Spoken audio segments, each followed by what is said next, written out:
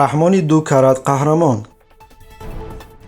дар Ӯзбекистон сифркунӣ ба нақша гирифта шудааст.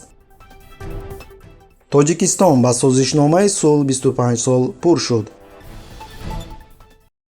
пешниҳоди бори дуввум ба Эмомалӣ Раҳмон додани унвони қаҳрамони Тоҷикистон аз ҷониби иштирокчиёни конфронси илмии амалӣ дар мавзӯи таҷрибаи оштии тоҷикон ва масъалаҳои таъмини суботи сиёсӣ дар ҷаҳони муосир ки 22 июн дар донишгоҳи давлатии Хуҷанд баргузор гардид.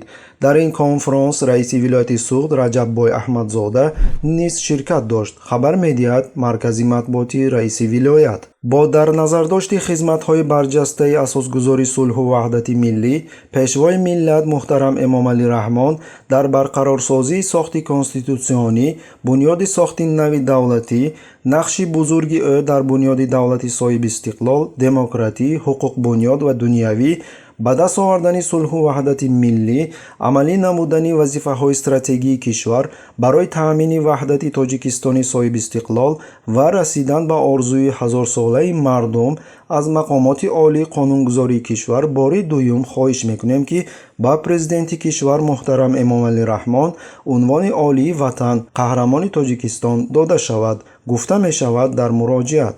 маротиба қаҳрамони Тоҷикистон кардан ва арзанда аст. ин бори аввал нест ки ба раис ҷумҳур дубора унвони қаҳрамони Тоҷикистон пешниҳод мешавад. ҳанӯз соли 2019 ҷавонони шаҳри Кӯлобу Турсунзода бо чунин пешниҳод ба парлумон ва ҳукумат муроҷиат карда буданд. илова бар ин ӯро борҳо кӯшиш карданд ба ҷоизаи сулҳи Нобел пешбарӣ намоянд.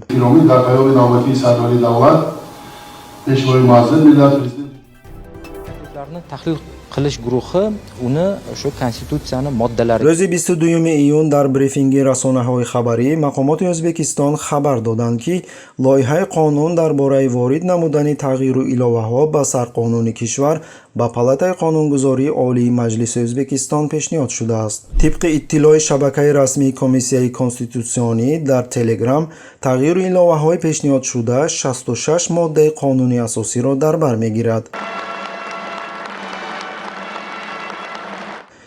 ислоҳоти конститутсиониро президент Шавкат Мирзиёев рӯзи 6 ноябри соли гузашта дар маросими савгандёдкунӣ эълон карда буд. тағйиру иловаҳо аз 5 то 7 сол зиёд кардани муҳлати раёсатҷумҳурӣ ва сифр кардани давраи қаблии президенти феълии Ӯзбекистонро пешбинӣ мекунад. kunda konstitutsiyani o'zgartirish zarurligi, ahamiyatligi va муовини аввали раиси Сенати Ӯзбекистон Содиқ Сафоев дар мусоҳиба бо хабаргузории Кунуз таъйид кард ки ислоҳот ба қонуни асосии кишвар давраи президентии қаблии Шавкат Мирзиёевро сифргузорӣ мекунад.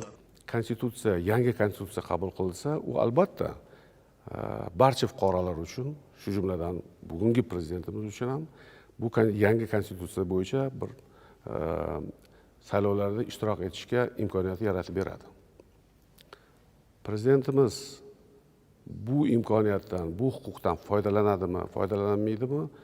U birinchi navbatda ushbu shaxsga havola, bu shaxsni ko'rsatadigan partiyaga havola. Lekin bu haq huquq u kishida bo'ladi. И защищать Конституцию Российской Федерации, защищать суверенитет и независимость, безопасность и целостность государства, верно служить народу. ёдрас мекунем ки чунин сифркунӣ барои Русия ва мутаносибан барои кишварҳои Осиёи марказӣ ки зери таъсири он аст хос аст ки диктаторҳо шеваи русӣ нигоҳ доштани қудрати худро нусхабардорӣ мекунанд.